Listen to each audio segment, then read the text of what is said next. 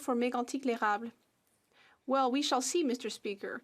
On April 28th, the Minister of Public Safety stated that the Emergencies Act was only brought forward after police officials told the government that they needed this special power to restore public safety. Mr. Speaker, no police force has confirmed that they requested the Emergency Measures Act. Does the Prime Minister maintain, like his minister, that the police requested the act? The Honourable Minister of Public Safety. Mr. Speaker, we invoked the Emergencies Act in order to protect Canadian safety.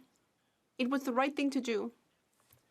Commissioner Lucky testified that the Emergencies Measures Act gave the police the tools they needed in order to do our work quickly.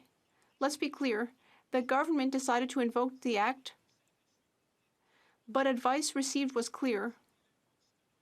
We consulted with police forces, just as Commissioner Lucky said, about the powers under the Act on the emergency measures necessary. The Honourable Member for Mégantic-L'Érable. The Commissioner's comments were made after, not before, the invocation of the Act. Also on April 28th, the Minister of Public Safety said that it was only after hearing from the police that the government invoked the Act. The Prime Minister's entire story justifying the emergency legislation is hanging by a thread, and every police force has denied asking the federal government for it. Mr. Speaker, the Minister's words were clear and unequivocal. He cannot deny what he said. Did the Prime Minister himself or anyone in his entourage ask the Minister of Public Safety to use the police to justify invoking the Emergencies Act? The Honourable Minister. Mr. Speaker, on this side of the House, we understand very well what is necessary to protect Canadians' health and safety. And that is exactly why we invoke the Emergencies Act. And I'd like to know, when will the Conservatives understand all of the expenses having to do with these illegal blockades? It's very wrong. I want to remind the honourable members that shouting out words that can't be said while questioning or answering questions, you're just as guilty, and if they get picked up, the individual members could get in trouble. Even if they are wearing a mask, I can tell who they are. The Honourable Member for Selkirk, Interlake, Eastman. Well, Mr. Speaker, it sounds like the Public Safety Minister has been studying Vladimir Putin's theory of revisionist history. The Public Safety Minister is misleading Canadians about why he took the unprecedented step of using the Emergency Act to implement martial law. To quote the Minister, and he said, "We invoked the Emergency Act on advice from the police." Well, it turns out the Ottawa City Police say they didn't ask for it. The RCMP say they didn't ask for it. The OPP said that they didn't ask for it. So did the Minister invent these facts to support his Liberal power grab? Honourable Minister. Speaker, I'm going to come to that, but just before I do, I want to call out the Honourable Member for using Mr. Putin in this chamber regarding the decision to invoke the Emergencies Act. It debases this place, it debases what's going on in Ukraine, and it is absolutely wrong, Mr. Speaker. You should be admonished for it. You should take back that comment. That's not what this chamber stands for. The Honourable Member for Selkirk, Interlake. If the Minister wants to stand here and continue to deny that he's revising the history on the Emergencies Act, then he has to wear it. That's right. So the Minister is refusing to answer a simple question. Either the police asked for the Emergency Act or they didn't. Again, I'll quote the Minister's own words back to him. At the recommendation of the police, we invoked the Emergency Act. Well, the Minister is refusing to repeat his own words in this chamber because he knows he misled the country and Canadians don't trust him. So, what's a new, unbelievable excuse the Minister is using today? Honourable Minister. Speaker, I want to be absolutely clear that we invoked the Emergencies Act because it was necessary to protect the health and safety of Canadians. You heard from Commissioner Lucky herself during her testimony before the committee, Mr. Speaker, that she said, quote, the Emergencies Act was necessary. It was necessary, Mr. Speaker, and I just wonder when the Conservatives are going to finally offer their sincere apologies to the residents of Ottawa who, during the protests, were encouraged to stay by the interim leader of the Conservative Party of Canada. It was wrong, wrong, wrong.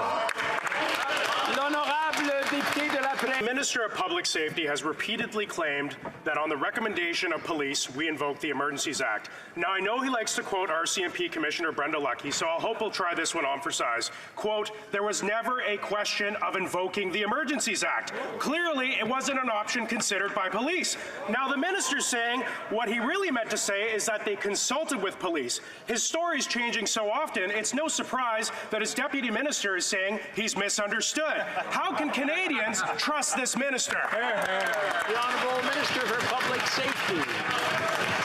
Mr. Speaker, what a prime example of cherry-picking the Commissioner's testimony. If he goes on to read, what he would see is that the Commissioner said in her own words that the Emergencies Act was needed to restore public safety, Mr. Speaker. And I'll tell you something, while he continues to bury his head on the sand on the material facts, while he continues to bury his head on the conduct of the interim leader of the Conservative Party of Canada, who egged on the illegal blockades long after it became a threat to public safety, we were working 24/7 with law enforcement to restore public safety. We will never apologize for that, Mr. Speaker. Member for Sturgeon River, Parkland.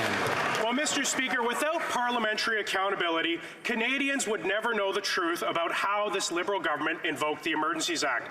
We were led to believe that protesters tried to burn down a building. False. We were led to believe that they were being funded with dark money. False. We were led to believe that they were planning to violently overthrow the government. False. The Minister of Public Safety even claimed that police asked for extraordinary powers to deal with the situation. False. With this much misinformation, it's no wonder Canadians' trust in government is at an all-time low. Will the minister take the first step in rebuilding this trust and apologize for misleading Canadians? The Honourable Minister for Public Safety. Mr. Speaker, the honourable member talks about parliamentary accountability. I wonder whether or not it's true or false that it was parliamentarily reckless to say the following in the middle of the illegal occupation. In an email sent from the interim Conservative Party of leader to her caucus, I don't think we should be asking them to go home. I understand the mood may shift soon, so we need to turn this into the PM's problem. In other words, a political problem. I wonder on this side, true or false, was that parliamentarily responsible? I don't think so, Mr. Speaker. The Honourable Member for South Surrey, White Rock. Mr. Speaker, the Minister of Public Safety keeps telling us that the government only invoked the Emergencies Act after it was requested by police. We know from testimony that the police never requested the Emergencies Act, just as we know the government has not been transparent on the Special Forces spy flight over the protest. None of this was necessary. How does this minister explain away his story being so different from senior police officials and his own deputy minister? Wow. The Honourable Minister. Mr. Speaker, during the illegal occupation and blockades of last winter, we saw Canadians put out of work. We saw families unable to take their children to school. We saw seniors unable to get around as a result of the illegal blockades. Mr. I'm going to have to interrupt.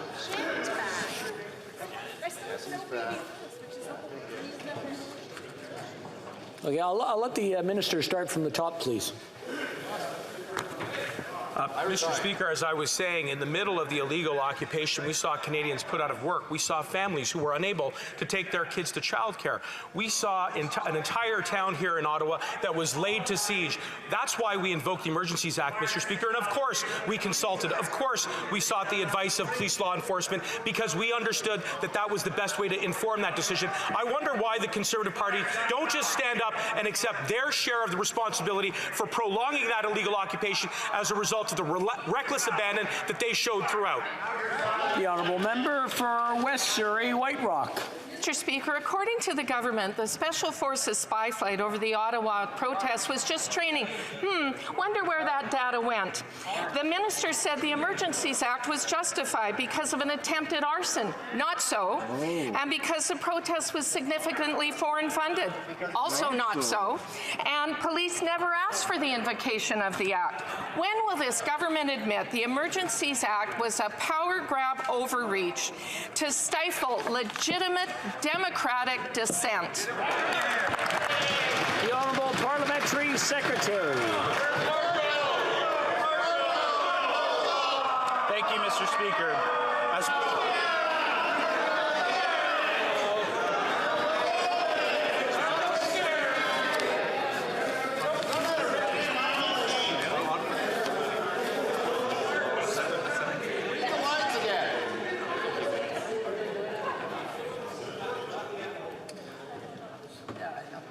The Honourable Parliamentary Secretary.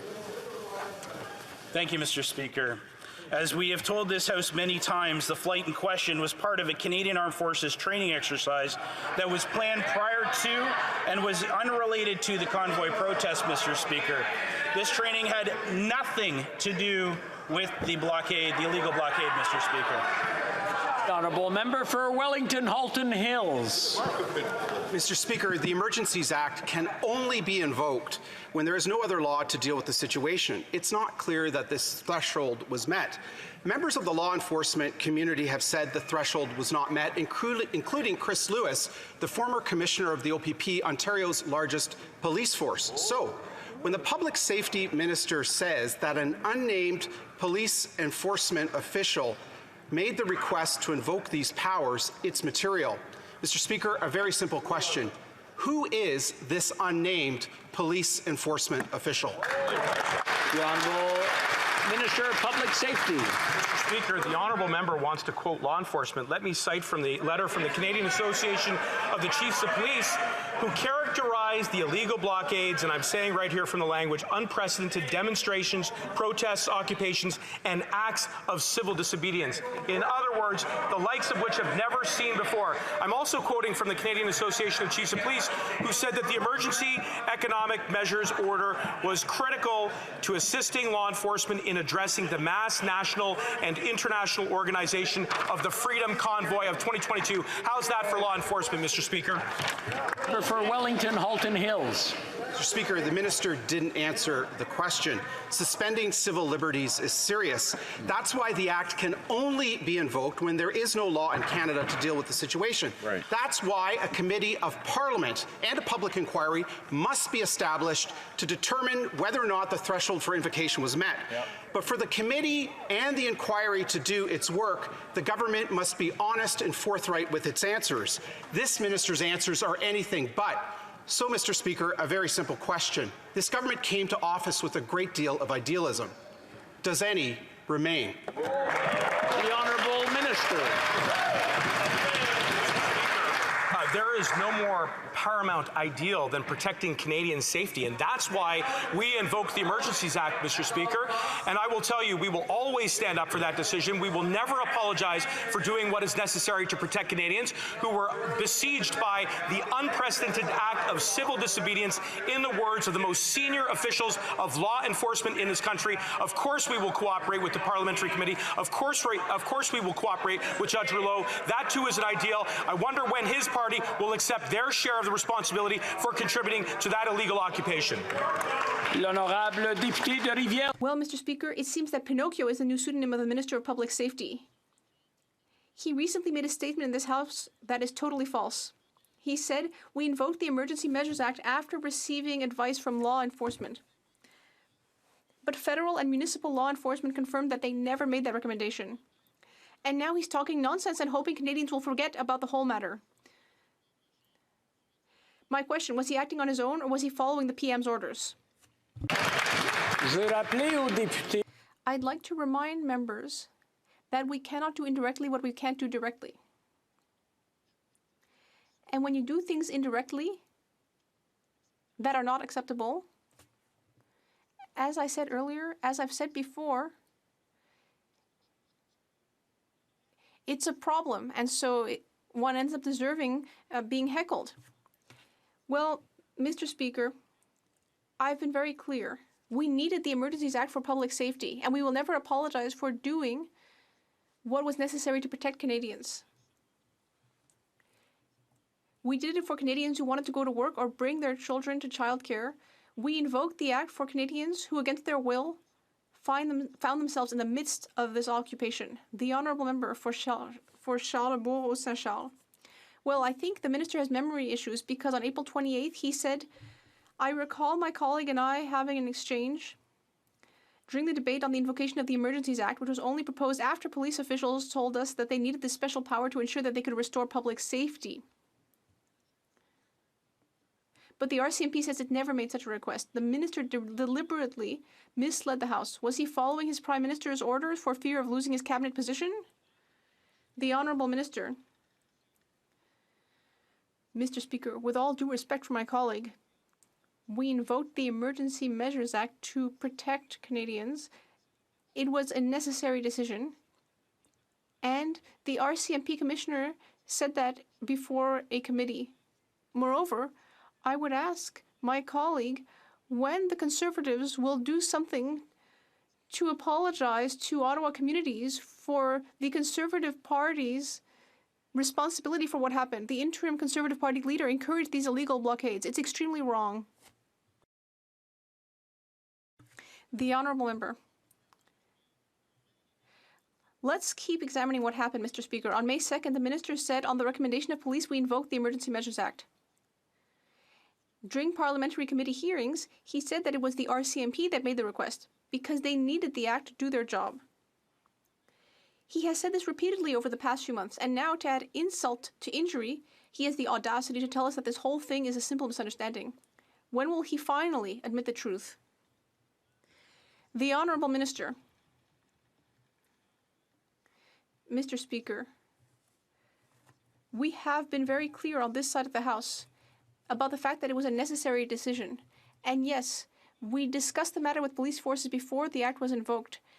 We asked for their advice, and we will continue to work closely with police forces in order to protect our communities.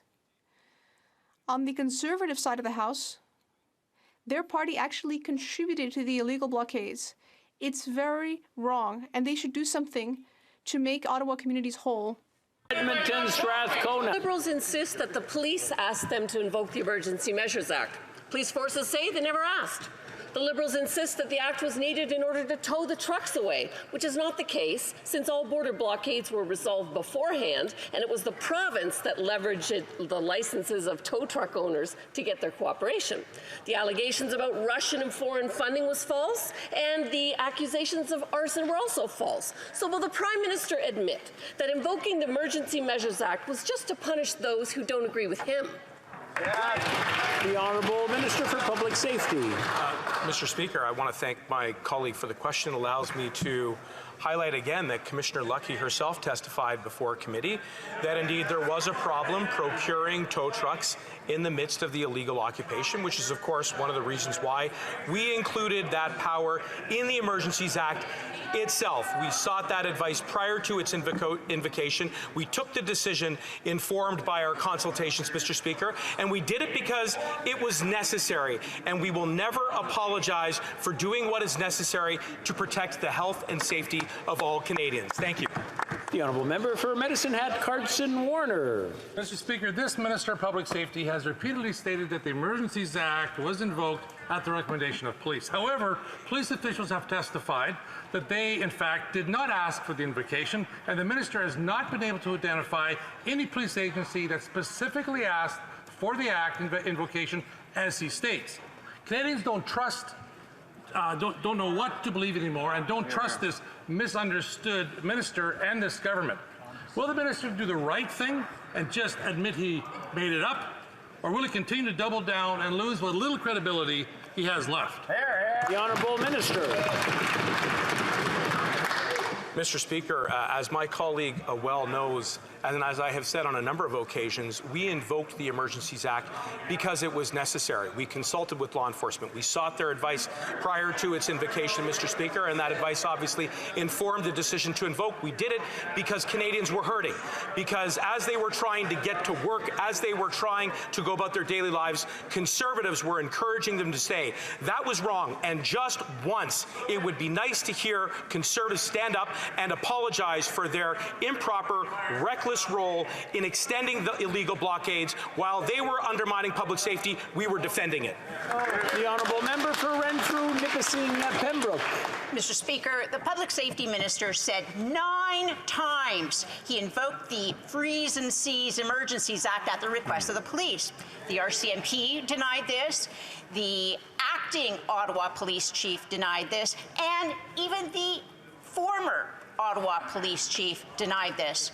How can Canadians trust this minister or his government? Honourable Minister. Mr. Speaker, Canadians will trust a government that will do what is necessary to protect their health and safety.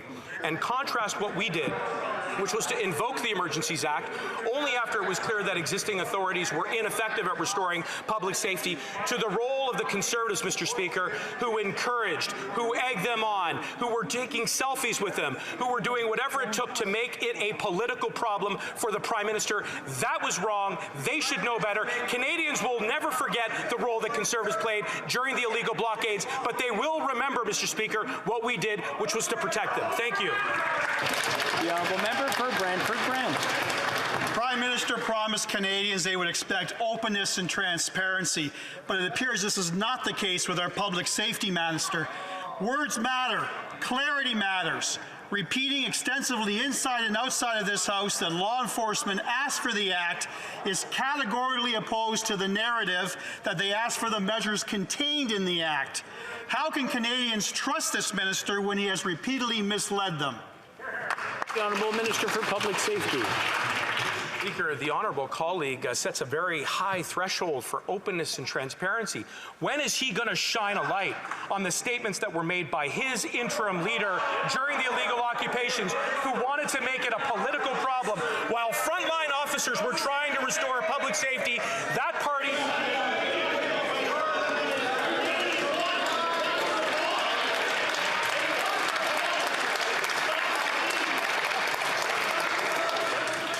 With all the shouting, I wasn't able to hear half that answer. I'm going to have to ask this minister to start over again, please. Mr. Speaker, as I was saying, my honourable colleague across the aisle sets a very high threshold for openness and transparency, and I wonder when he's going to shine a light on the conduct of his own caucus colleagues, including the interim Conservative Party of Canada leader, who was egging on the illegal occupation long after it had become dangerous. Not only did those statements put at jeopardy the lives and the health and safety of Ottawa residents, it also put in danger the lives and safety of our frontline police officers. It was wrong. They should apologize. The honourable member for Thérèse de